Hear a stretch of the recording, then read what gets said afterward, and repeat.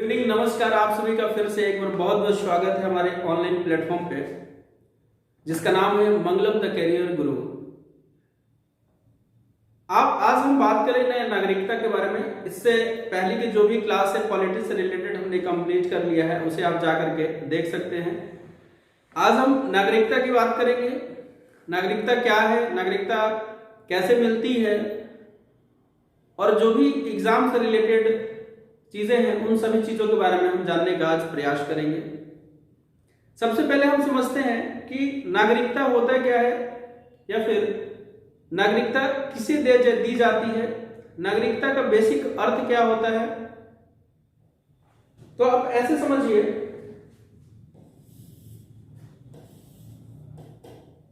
नागरिकता पर्सन,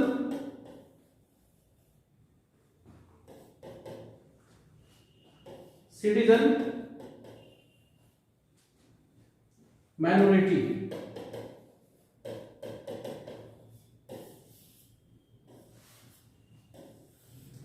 देखिए, किसी भी देश में ये तीन प्रकार के लोग आपको देखने को मिल जाते हैं। पर्सन कोई भी हो सकता है। अगर कोई विदेश से आता है भारत घूमने के लिए तो उसे हम पर्सन के तौर पर देख सकते हैं। तो एक तो हो गया पर्सन। तो तीन प्रकार के लोग होते हैं, एक पर्सन होता है, एक पर्सन, दूसरा सिटीजन और तीसरा माइनॉरिटी। देखिए, सिटीजन जो भारत के नागरिक हैं, जिन्हें एक आइडेंटिटी दिया हुआ है, एक जिन्हें परिचय पत्र दिया हुआ है, उसे हम सिटीजन कहते हैं। और एक सिटीजन, जहां पे सिटीजन का ही एक कॉन्सेप्ट है माइनॉरिटी। माइनॉरिटी इन मीन्स अल्पसंख्यक। और ये अल्पसंख्यक दो आधारों पे हो सकते हैं, एक भाषाई आधार पर और दूसरा धार्मिक आधार पे। जैसे हमारे देश में लगभग कहीं ना कहीं सभी धर्म के लोग अल्पसंख्यक के तौर पर देखे जा सकते हैं।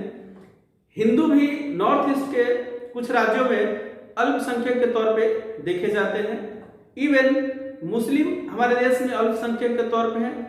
ईसाई, बौद्ध, जैन, ये भी माइनॉरिटी में ही आते हैं। तो तीन कंसेप्ट देखने को मिलता है किसी भी देश में, पर्सन, सिटीजन, माइनॉरिटी। अब हम समझते हैं कि ये किस भाग में है। बाकी हम सारी चीजें डिटेल में पढ़ेंगे। जो चीजें हैं, मुद्दा है, जो इंपॉर्टेंट मुद्दा है, उनके बारे में हम थोड़ा सा देख लेते हैं। देखिए,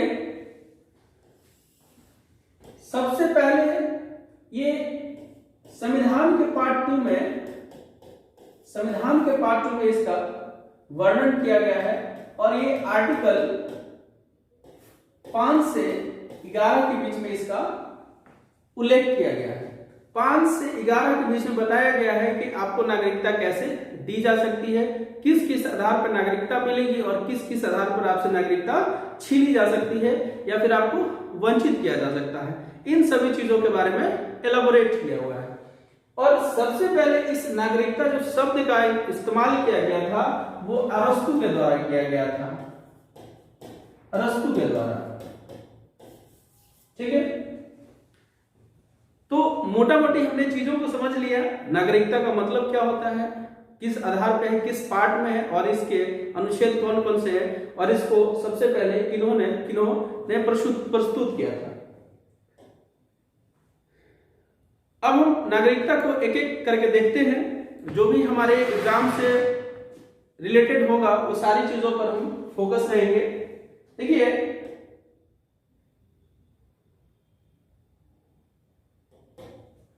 भारत में दो तरह के लोग रहते हैं, एक नागरिक होते हैं और दूसरा विदेशी होते हैं। एक भारत के नागरिक होते हैं और दूसरा जो विदेशी होते हैं वो भी। तो दो तरह के भारत में लोग रहते हैं।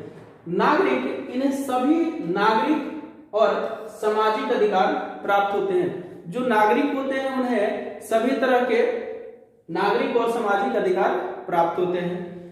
जो विदेशी होते हैं वो मित्र विदेशी या शत्रु विदेशी, इन्हें सभी नागरिक और सामाजिक अधिकार प्राप्त नहीं होते हैं। तो जो विदेशी होते हैं उन्हें सभी प्रकार के नागरिक या फिर सामाजिक अधिकार प्राप्त नहीं होते हैं। वो कुछ नागरिक अधिकार से वंचित होते हैं तो कुछ सामाजिक अधिकार से भी वंचित होते हैं। संविधान में प्रदत्त वे अधिकार जो केवल नागरिकों को प्राप्त है, विदेशियों को नहीं, वह निम्नलिखित है। कौन कौन से अधिकार हैं जो भारत के नागरिकों को तो प्राप्त है लेकिन विदेशियों को प्राप्त नहीं है? तो अनुच्छेद 15 क्या कहता है? धर्म, मूल वंश, जाति, लिंग, जन्म स्थान के आधार पर भेदभाव के खिलाफ अधिकार। तो जो भारत के नागरिकों को प्राप्त है उसमें से सबसे पहला अनुच्छेद 15 कहता है कि धर्म, मूल वंश, जाति, लिंग, जन्म स्थान के आधार पर भेदभाव के खिलाफ अधिकार। अनुच्छेद 16 लोक नियोजन में अवसर की समानता या अधिकार। तो लोक नियोजन समान अवसर दिया जाएगा। अनुच्छेद 19 क्या कहता है? विचार एवं अभिव्यक्ति की स्वतंत्रता, संघ बनाने का अधिकार, सम्मेलन करने का अधिकार, संचरण या निवास और व्यवसाय चयन करने का अधिकार भी भारत के नागरिकों को प्राप्त है।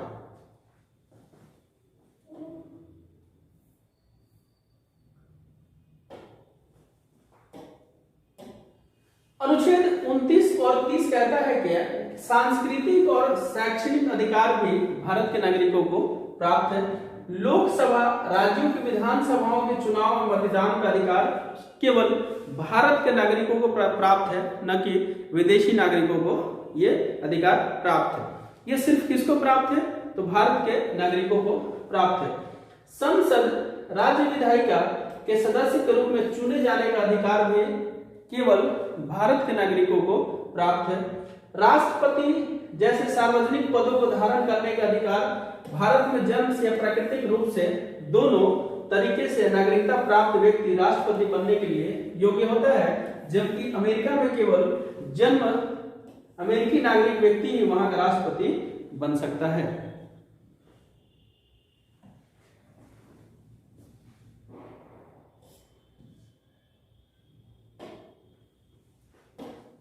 संवैधानिक प्रावधान क्या क्या है? तो संविधान के भाग 2 में अनुच्छेद 5 से अनुच्छेद 11 तक नागरिकता से संबंधित प्रावधान दिए गए हैं। जैसा कि हमने डिस्कस किया पहले कि नागरिकता का प्रावधान कहां पर है? ये प्रावधान दिया गया है पार्ट 2 में, और पार्ट 2 के अनुच्छेद 5 से 11 तक इसका प्रावधान किया गया है। नागरिकता के संबंध में अस्थायी और विस्तृत उपबंध दिए गए हैं। इसमें सिर्फ संविधान लागू होने की तिथि के समय नागरिकता प्राप्त लोगों की पहचान की गई है, जो 26 जनवरी से संबंधित है। संविधान संसद को यह शक्ति प्रदान करता है कि वह नागरिकता से जुड़े मामलों के लिए आवश्यक कानून का निर्माण करे। तो आपसे प्रश्न सीधे सीधे पूछेगा कि निम्नलिखित में से किसके पास अधिकार है कि वो नागरिकता से संबंधित कानून बना सकता है? तो ये सिर्फ संघ के पास अधिकार है कि वो नागरिकता से संबंधित कानून को बना सकता है। अनुच्छेद 1 क्या कहता है? संविधान लागू होने के समय प्राप्त नागरिकता। अब संविधान लागू होने के समय प्राप्त नागरिकता, तो संविधान लागू कब हुआ? हमारा 26 जनवरी 1950 को लागू हुआ। तो इसमें 3-4 चीजें दी हुई है। जन्म के आधार पर, उसके माता पिता का जन्म भारत में हुआ हो, या फिर 26 जनवरी 1950 से पहले कोई व्यक्ति 5 वर्ष पहले भारत में रहता हो। समझेंगे एक बार फिर से। पहला जो क्राइटेरिया दिया हुआ है वो या तो जन्म के आधार पर होगा, दूसरा उसके माता पिता का जन्म भारत में हुआ हो, या तीसरा 26 जनवरी 1950 के पहले से कोई व्यक्ति 5 वर्ष पहले से कोई व्यक्ति भारत में रह रहा हो, तो उसे भी नागरिकता का अधिकार दिया जाएगा। ठीक है। अब देखिए अनुच्छेद 6 क्या कहता है? पाकिस्तान से भारत आने वाले को दी गई नागरिकता।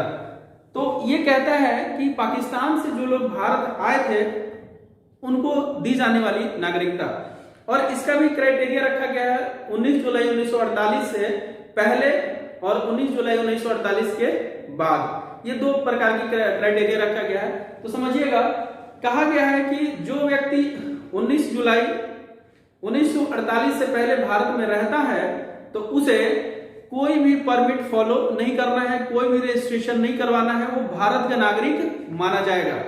लेकिन दूसरा क्राइटेरिया ये कहता है कि कोई व्यक्ति 19 जुलाई 1948 के बाद भारत में आया हो तो उसे 6 महीने का एक परमिट लेना होता था, उसके बाद ही उसे रजिस्ट्रेशन या फिर उसे नागरिकता दी जाती थी। तो परमिट 6 महीने का लेगा, उसके बाद उसे नागरिकता का प्रावधान किया जाएगा, उसका प्रोसीजर किया जाएगा, उसके बाद ही वो भारत का नागरिक बन सकता है। तो ये 6 में है। देखिए 6 और 7 जो अनुच्छेद है वो उतना रेलिवेंट नहीं है, ये एग्जाम में पूछे भी नहीं जाते हैं, क्योंकि ये उस समय के तात्कालिक कारणों को देख करके, तत्कालिक प्रभाव को देख करके तात्कालिक रूप से बनाया गया था, न कि आज की परिस्थिति को देखकर ये बनाया गया है। ये उस समय की परिस्थिति को देख करके बनाया गया था, इसलिए ये उतने रेलिवेंट नहीं है। अब देखिए, पहले पाकिस्तान गए और बाद में भारत आए पुनर्निवास करने वालों को दी गई नागरिकता। जैसे कि हम जानते हैं कि अगर कोई व्यक्ति गलती करता है और शाम को लौट करके आ जाता है तो हम उसे माफ कर देते हैं। उसी तरह से कुछ ऐसे व्यक्ति थे जो यहां से पाकिस्तान को चले गए, लेकिन उनके साथ बहुत ज्यादा प्रताड़ना होने लगा, उन्हें मारा पीटा जाने लगा, उन्हें ऐसा एहसास हो गया कि नहीं अब तो बंटवारा हो गया, हम यहाँ पे सेफ नहीं हो सकते हैं। तो उन्होंने घर वापसी के लिए सोचा और घर वापसी के लिए जब वो 19 मार्च 1947 के बाद पाक गए और वो वापस आए तो उन्होंने सोचा कि नहीं हम अब भारत में ही रहना चाहते हैं, भारत की नागरिकता मिलनी चाहिए। तो उनके लिए प्रोसेस एक किया गया कि आपको 6 महीने का एक रजिस्ट्रेशन करवाना होता था, रजिस्ट्रेशन करवा के आपको 6 महीने रहना होता था, उसके बाद आपको भारत का नागरिक माना जाता था और ये भी रजिस्ट्रेशन फॉलो किया जाता था। इस तरह की तमाम चीजें हुई। अब देखिए अनुच्छेद 8 ये कहता क्या है, भारत के मूल निवासियों की नागरिकता। सपोज कीजिए कि उस टाइम में बहुत सारे युद्ध चल रहे थे, बहुत से लोगों ने भारत छोड़ो आंदोलन में भाग लिया था, बहुत सारे लोगों ने देश को आजाद करने के लिए दूसरे देशों में पार्टी की स्थापना की थी। लाला हरदयाल राय दूसरे जगह उन्होंने किया था, गदर पार्टी की स्थापना हुई थी। तो ऐसे लोग बाहर भी रहते थे, तो क्या उन्हें भारत की नागरिकता नहीं मिलनी चाहिए? तो प्रावधान किया गया कि जो भी भारत के मूल निवासी है उन्हें अनुच्छेद 8 के तहत नागरिकता दी जाएगी। अब देखिए अनुच्छेद 9 नागरिकता की समाप्ति किसी अन्य देश की नागरिकता स्वैच्छिक स्वीकृति पर भारतीय नागरिकता का स्वतः समापन हो जाता है। यह प्रश्न सबसे ज्यादा पूछा जाता है और इसे आप याद भी रखेंगे। सिंपली ये समझिए कि अगर आप भारत देश में रहते हैं और भारत देश में रहते रहते आप किसी और देश की नागरिकता ले लेते हैं तो आपके भारत देश की नागरिकता स्वतः क्या हो जाएगी? समाप्त हो जाएगी। तो अनुच्छेद किससे संबंधित है? नागरिकता की समाप्ति से है। किसी अन्य देश की नागरिकता की स्वैच्छिक स्वीकृति पर भारतीय नागरिकता का स्वतः समाप्त हो जाना।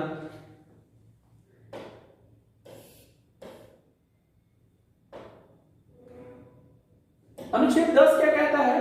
नागरिकता की निरंतरता जब तक संसद इस संबंध में ऐसा कोई कानून न बनाए।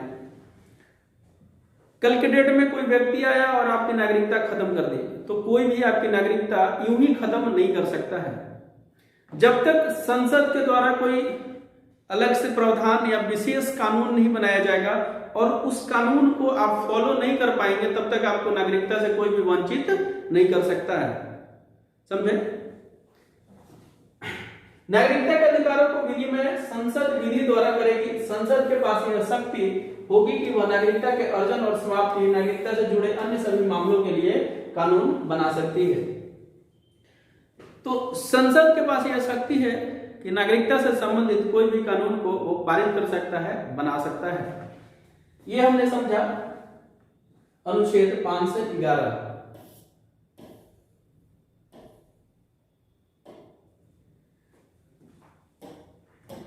नागरिकता अधिनियम 1955 में संविधान लागू के बाद नागरिकता के अर्जन और समाप्ति से जुड़े उपबंध दिए गए। देखिए उस समय की जो सरकार थी उसने एक टेम्पोररी के तौर पे नागरिकता अधिनियम बना दिया, नागरिकता के तहत चीजों को जोड़ दिया उस टाइम के परिस्थिति को देख करके।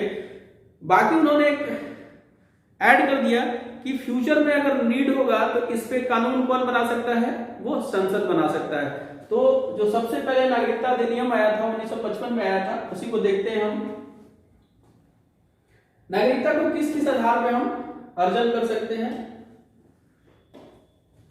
पहला है एक व्यक्ति जो भारत में जन्मा हो, तो पहली बाई बर्थ आप अगर भारत में जन्मे हो तो आप भारत के नागरिक कहलाएंगे। 26 जनवरी 1950 से 1 जुलाई 1987 के बीच जन्मा व्यक्ति अपने माता पिता की राष्ट्रीयता से भिन्न भारत का नागरिक होगा। देखिए, जब ये जन्म के आधार पर नागरिकता बनाया गया था तो इसमें भी बहुत सारी अड़चने आई थी। बहुत से लोगों ने इसका फायदा उठाया। फायदा कैसे उठाया गया?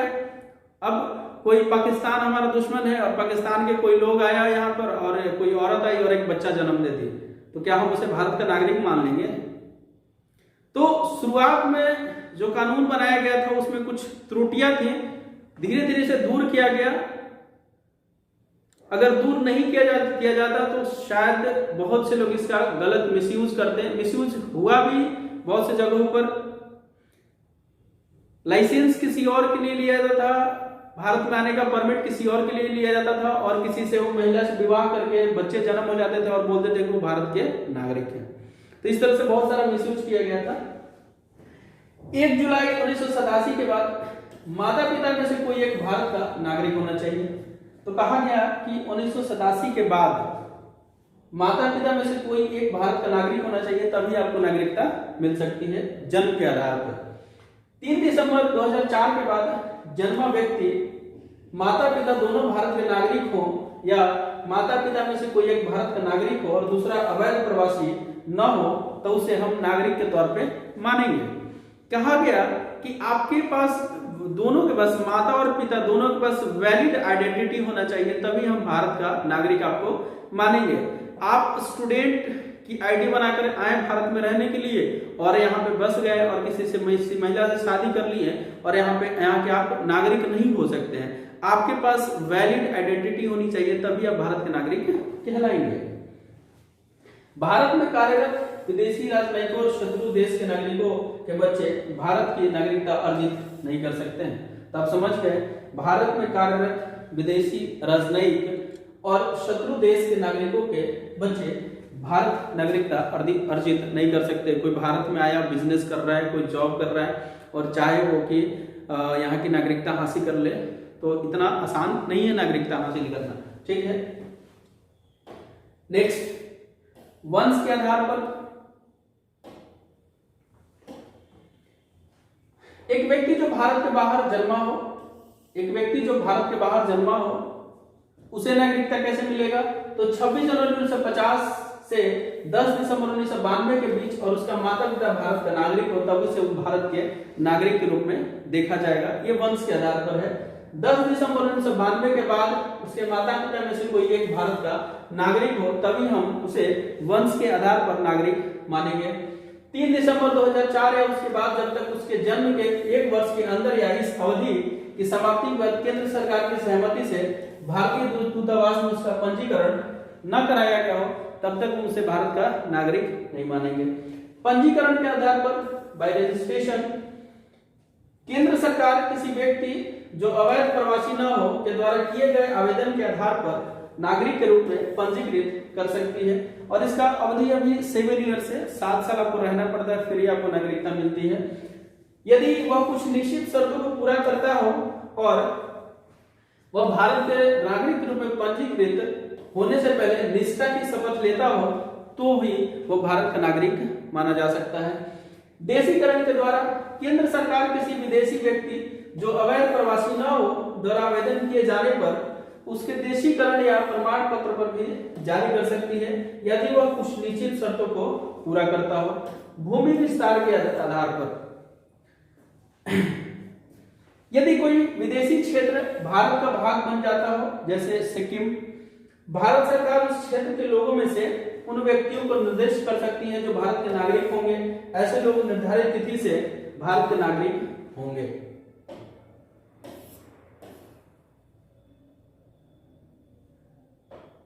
नागरिकता की समाप्ति कैसे हो सकती है? तो इसके भी 3 आधार हैं। परित्याग से, बर्खास्ती से और वंचन के द्वारा किया जा सकता है। तो पूर्ण आयु, वयस्क और क्षमता स्वस्थ मानसिक स्थिति वाला भारत का कोई भी नागरिक स्वेच्छा से अपनी भारतीय नागरिकता त्यागने की घोषणा कर सकता है। ऐसी घोषणा के पंजीकरण के उपरांत वह भारत का नागरिक नहीं रहेगा। कोई अपने इच्छा से नागरिकता त्याग करके दूसरी नागरिकता लेना चाहता है तो समाप्ति हो सकती है।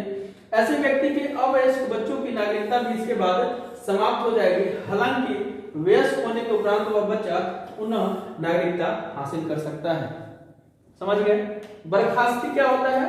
जब कोई भारतीय नागरिक स्वेच्छा से होशो हवास में जानबूझकर और बिना दबाव, अनुचित प्रभाव या मजबूरी कि किसी अन्य देश की नागरिकता स्वीकार कर लेता है तो उसकी नागरिकता स्वतः समाप्त हो जाती है। नेक्स्ट, वंचन के आधार पर केंद्र सरकार द्वारा किसी व्यक्ति की भारतीय नागरिकता अनिवार्य रूप से समाप्त कर दी जाती है यदि फर्जी तरीके से नागरिकता प्राप्त की गई हो। अगर किसी ने वैलिड प्रूफ न दिखा करके, वैलिड आइडेंटिटी न दिखा करके किसी गलत आइडेंटिटी को दिखाया गया हो और उसे बाद में पता चलता है कि ये इसने गलत किया है, तो सरकार क्या कहेगी? तुम हमारे भारत के नागरिक नहीं हो, और उसे वंचित कर सकती है। तो फर्जी तरीके से नागरिकता प्राप्त की हो, भारतीय संविधान का अनादर किया गया हो, युद्ध काल में शत्रु देश के साथ गैर कानूनी रूप से संबंध स्थापित किया गया हो या सूचनाओं का आदान प्रदान किया गया हो। कल के डेट में हमारा पाकिस्तान के साथ झगड़ा हो और आप जाकर कहेंगे नहीं हम तो पाकिस्तान के साथ रहेंगे, पाकिस्तान जिंदाबाद है, तो भारत क्या कहेगा? लात मार के आपको भगाएगा कि भागो यहाँ से, तुम हमारे देश के नागरिक नहीं हो। तो इस आधार पर भी आपकी नागरिकता समाप्त हो सकती है। पंजीकरण या देशीकरण से हासिल नागरिकता के 5 वर्ष के भीतर किसी अन्य देश में 2 वर्ष की कैद हुई हो तो भी आपकी नागरिकता समाप्त हो सकती है। 7 वर्षों से लगातार भारत से बाहर निवास कर रहा हो तो भी आपकी नागरिकता समाप्त हो सकती है।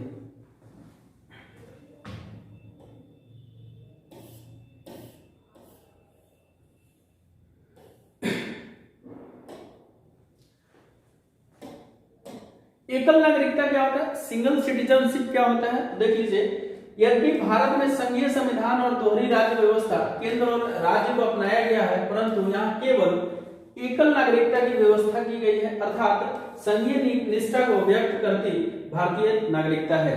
यहाँ अमेरिका और स्विट्जरलैंड की तरह राज्यों के लिए अलग नागरिकता का कोई प्रावधान नहीं किया गया है। मतलब हमारे देश में, भारत देश में सिंगल सिटीजनशिप की बात की गई है, न कि डुअल सिटीजनशिप की। हमारे देश में राज्य और देश के लिए अलग अलग नागरिकता नहीं है, इन दोनों के लिए एक ही नागरिकता का प्रावधान किया गया है। जबकि स्विट्जरलैंड, अमेरिका जैसे देशों में दोनों ये जो नागरिकता है स्टेट के लिए और देश के लिए अलग अलग प्रदान किया गया है। तो स्विट्जरलैंड और अमेरिका जैसा हमारी नागरिकता नहीं है।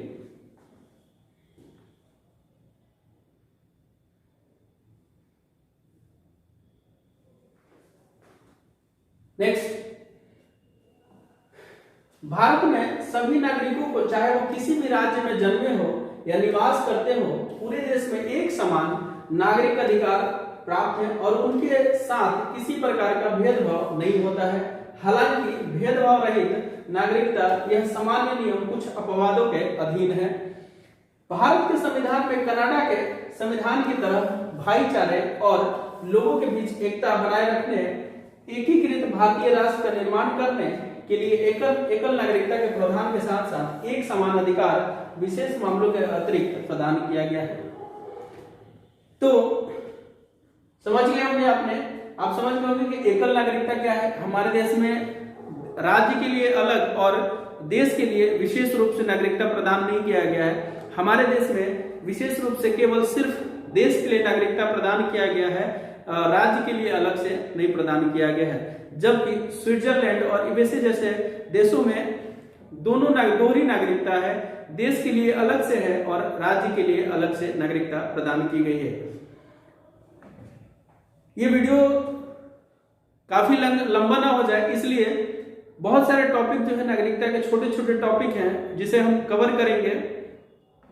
उस टॉपिक को हम इसलिए कवर करेंगे कि वो समाज के तौर पे आपको जानना चाहिए।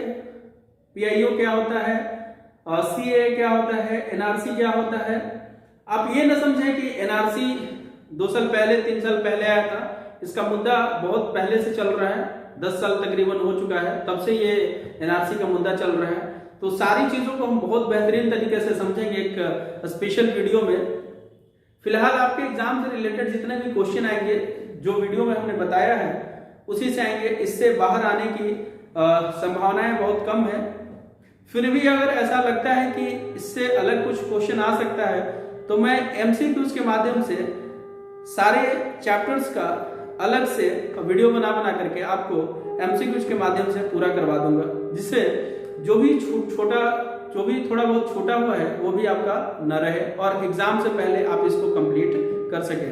अगर ये वीडियो आपको अच्छी लग रही हो तो आप इसे शेयर कीजिए, अपने दोस्तों के साथ इसे फैलाइए, जिससे हमें थोड़ा मोटिवेशन मिले। और हम जो ऑफलाइन क्लास लेते हैं उससे मुझे फुर्सत तो मिलती नहीं है, लेकिन फिर भी अगर मोटिवेशन आपके द्वारा दिया जाएगा तो टाइम निकाल करके, समय निकाल करके आपके लिए इस तरह के फ्री वीडियो हम लोग लाते रहेंगे और हमेशा प्रयास करते रहेंगे कि आपको जितना हो सके निःशुल्क चीजें मिल सके और कंटेंट जो भी मिले वो ऑथेंटिक मिले। जैसा कि मैं कंटेंट आपको प्रोवाइड करवाता हूँ वो सारा कंटेंट बहुत ऑथेंटिक होता है, 1-2 बार देखा जाता है फिर ही आप तक वो पहुंचता है।